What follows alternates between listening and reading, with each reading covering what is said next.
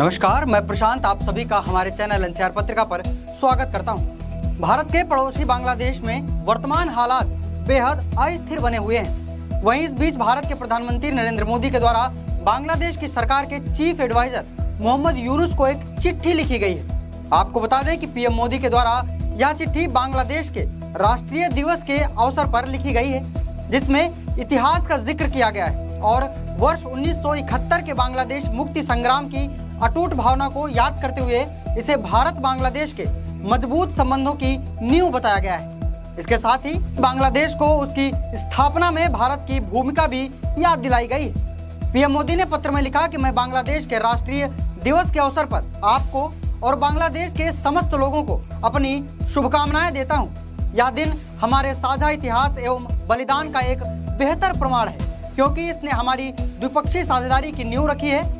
बांग्लादेश के मुक्ति संग्राम की भावना हमारे संबंधों के लिए हमेशा एक मार्गदर्शक बनी हुई है, जो कई क्षेत्रों में फली और फूली है। इतना ही नहीं, बल्कि यह हमारे लोगों को ठोस लाभ भी पहुंचा रही है और इसके लिए हमने शांति, स्थिरता और समृद्धि बढ़ाने के लिए सफल प्रयास भी किए हैं। साथ ही साथ अपनी साझा आकांक्षाओं एवं एक दूसरे के हितों और चिंताओं के प्रति भी आपसी संवेदनशीलता के आधार पर इस साझेदारी को आगे बढ़ाने के लिए हमेशा प्रतिबद्ध रहे हैं। आपको बता दें कि प्रधानमंत्री नरेंद्र मोदी और बांग्लादेश की सरकार के चीफ एडवाइजर मोहम्मद यूनुस जल्द ही मुलाकात करने वाले हैं। दरअसल 3 और 4 अप्रैल को बैंकॉक में होने वाले बिम्स्टेक शिखर सम्मेलन में दोनों नेता भाग लेंगे।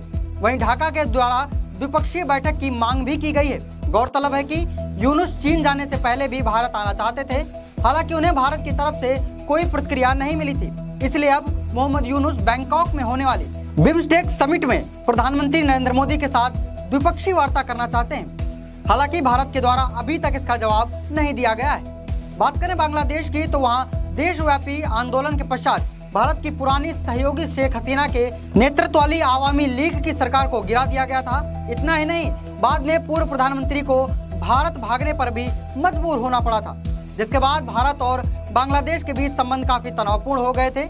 वहीं सत्ता परिवर्तन के बाद बनी अंतरिम सरकार का नेतृत्व नोबेल पुरस्कार विजेता एवं अर्थशास्त्री मोहम्मद यूनुस कर रहे हैं। इस बीच बांग्लादेश में अल्पसंख्यकों पर हो रहे लगातार हमलों की खबरों पर भी भारत सरकार के द्वारा बांग्लादेश के साथ अपनी चिंताएं साझा की गई हैं। लेकिन ढाका का यह कहना है कि यह हमले सांप्रदायिक नहीं बल्कि राजनीति से प्रेरित हैं। आपको बताते चलें कि बांग्लादेश में हिंदुओं पर हो रहे लगातार हमलों के बाद भारत की जनता से लेकर राजनीतिक गलियारों में यह काफी गर्म मामला बन गया है।